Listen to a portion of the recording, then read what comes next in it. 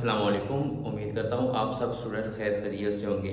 तो आज मैं एक नई वीडियो के साथ आपके सामने हाजिर हुआ हूँ। तो हम आज सीखेंगे, अगर आपने अल्लामा इकबाल ओपन यूनिवर्सिटी के अंदर फ़ीस पे कर दी है, आपने किसी प्रोग्राम के अंदर अप्लाई किया और आपने फ़ीस पे कर दी और अब आप फ़ीस अपनी रिफ़ंड करवाना चाहते हैं, तो आप फ़ीस कैसे रिफ़ंड करवा सकते हैं।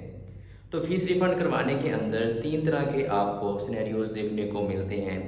नंबर वन, आपने फ़ीस पे की, आपका दिल नहीं बना, आप नहीं चाहते मैं इस प्रोग्राम के अंदर एडमिशन लूँ और आपने फ़ीस रिफ़ंड करवाना चाहते हैं, तो हाँ आप करवा सकते हैं।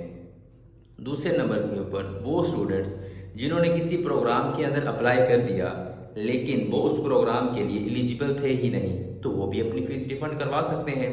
तीसरे नंबर पर वो स्टूडेंट्स जिन्होंने किसी प्रोग्राम के अंदर अप्लाई किया लेकिन उस प्रोग्राम के अंदर अल्लामा इकबाल ओपन यूनिवर्सिटी ने उसको इनरोल ही नहीं किया। मिसाल के तौर के ऊपर जो फर्स्ट सेमेस्टर के स्टूडेंट हैं, सेकंड के हैं, थर्ड के हैं, जो कंटिन्यू स्टूडेंट हैं, बेसिकली अक्सर उनके साथ ये मसला आता है कि वो किसी प्रोग्राम के अंदर अप्लाई करते हैं और यूनिवर्सिटी उसका एडमिशन जो है वो एक्सेप्ट ही नहीं करती, तो वो नेक्स्ट सेमेस्टर के अंदर उस फीस को नेक्स्ट जो है फीस को कंटिन्यू भी करवा सकते हैं, या फिर वो ये कर सकते हैं कि अपनी फ़ीस को रिफ़ंड करवा सकते हैं। तो ये तीन तरह के सिनेरियोज आपको देखने को मिलते हैं। तो अब आपने अपनी फ़ीस रिफ़ंड करवानी है, तो उसके लिए आपके पास क्या क्या चीज़ें होनी चाहिए और क्या क्या कंडीशंस हैं जिनको आपको फुलफ़िल करना पड़ेगा और फिर ही आपकी फ़ीस रिफ़ंड हो सकती है। तो नंबर वन ये है कि आपके पास ओरिजिनल फ़ीस चालान मौजूद होना चाहिए। ओरिजिनल फ़ीस चालान की एक कॉपी आपके पास मौजूद होनी चाहिए जो आपने बैंक के अंदर पे किया था। दूसरे नंबर पर वो स्टूडेंट्स जिन्होंने एडमिशन के लिए तो अप्लाई किया और उनका एडमिशन वेरीफाइड भी हो गया और उनकी बुक्स अभी तक उनको रिसीव नहीं हुई, हाँ वो भी अपनी फ़ीस रिफ़ंड करवा सकते हैं।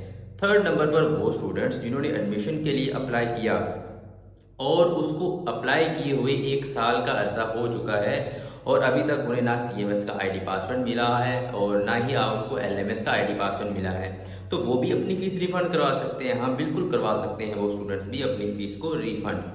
हाँ, अब वो स्टूडेंट्स जिन्होंने अपनी फ़ीस के लिए अपना उनको एलएमएस की आईडी पासवर्ड मिल गया, सीएमएस का भी आईडी पासवर्ड मिल गया, उनकी क्लासेस भी स्टार्ट हो गई और वो चाहते हैं अपनी फ़ीस रिफ़ंड करवाना, तो वो फ़ीस हरगिज़ रिफ़ंड नहीं करवा सकते। यूनिवर्सिटी की पॉलिसी के मुताबिक अब उसकी फ़ीस वापस नहीं होगी। तो ये तीन तरह के सिनेरियोस हैं। अब हम देखते हैं कि हम अपनी फ़ीस रिफ़ंड के लिए अप्लाई किस किस तरह कर सकते हैं। तो हाँ, आप दो तरह से अप्लाई कर सकते हैं। एक, आप यूनिवर्सिटी के अंदर डाक के ज़रिए अप्लाई कर सकते हैं। अपने एक एप्लीकेशन फॉर्म होता है, वो मैं डिस्क्रिप्शन के अंदर उसका लिंक ऐड कर दूंगा, तो उसके ज़रिए आप अप्लाई कर सकते हैं। और दूसरे नंबर पर आप सीएमएस पोर्टल के थ्रू अप्लाई कर सकते हैं। जब आपका एडमिशन वेरीफाइड होता है, मेट्रिकुलेशन होती है, तो आपको सीएमएस पोर्टल का आईडी पासवर्ड भी मिलता है, तो उसके ज़रिए भी आप फीस को है रिफ़ंड करवा सकते हैं। ऑनलाइन एक फॉर्म फिल करके आपने सबमिट करना होता है और उससे आपकी फ़ीस रिफ़ंड की जो दरख्वास्त है वो यूनिवर्सिटी को चली जाती है। लेकिन मोस्ट ऑथेंटिक तरीका और अच्छा तरीका जिसमें आपके हाथ के अंदर सब कुछ होता है वो फिजिकल अप्लाई है। तो फिजिकल अप्लाई के अंदर आप किस किस तरह अप्लाई कर सकते हैं। फिजिकल अप्लाई के अंदर एक ऑनलाइन फॉर्म होता है जिसको आप डाउनलोड करें, उसको आप फिल करें, फिल करने के बाद उसको यूनिवर्सिटी भेज दें। उसके साथ आपने क्या क्या चीज़ें अटैच करनी है, उसके साथ आपने ओरिजिनल फ़ीस चालान को अटैच करना है, अपना सीएनआईसी अटैच करना है और तीसरे नंबर के ऊपर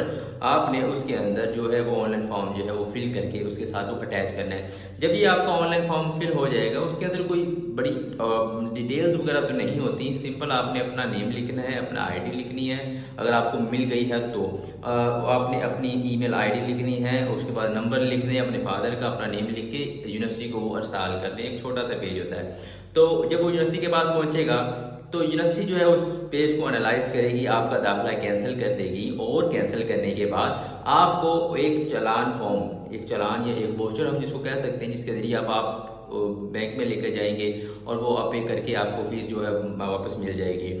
10% जो है वो कटौती होगी। अब वो चालान आपको कहाँ से मिलेगा? आपको चालान आपकी उसी OAS AIOU जहाँ पर आपने अप्लाई किया था उसी जगह पर ही वो आपको चालान मिलेगा। वहाँ से आप वो चालान को डाउनलोड करेंगे। बेसिकली वो होता है वोचर टाइप ही होता है जिसको आप डाउनलोड करेंगे। डाउनलोड करने के बाद आप उसको किसी बैंक के अंदर जाकर निकलवा सकते हैं। अब एक कंडीशन इसमें ये है कि वो जो बैंक अकाउंट होना चाहिए वो आपकी डिटेल के ऊपर होना चाहिए, वो आपकी अपनी डिटेल के ऊपर होना चाहिए, आपके नेम के ऊपर वो अकाउंट होना चाहिए। तो ये प्रोसेस ऑलमोस्ट 3 से 4 मंथ का होता है। उस 3 से 4 मंथ के अंदर आपको आपकी फीस 10% कटौती के साथ जो है वापस मिल जाती है। तो आई होप आपको वीडियो पसंद आई होगी। अगर आपको फिर भी कोई कन्फ्यूजन नज़र आ रही है कि सर इसमें हमें अगर ये सिनेरियो हो तो क्या होगा, सर ये हो तो क्या होगा, तो आप मुझे कमेंट बॉक्स के अंदर मैसेज कर सकते हैं। इंशाल्लाह मैं आपको उस कमेंट बॉक्स के अंदर रिप्लाई करूंगा और आपको उसके अंदर ही सारा कुछ गाइड कर लूँगा।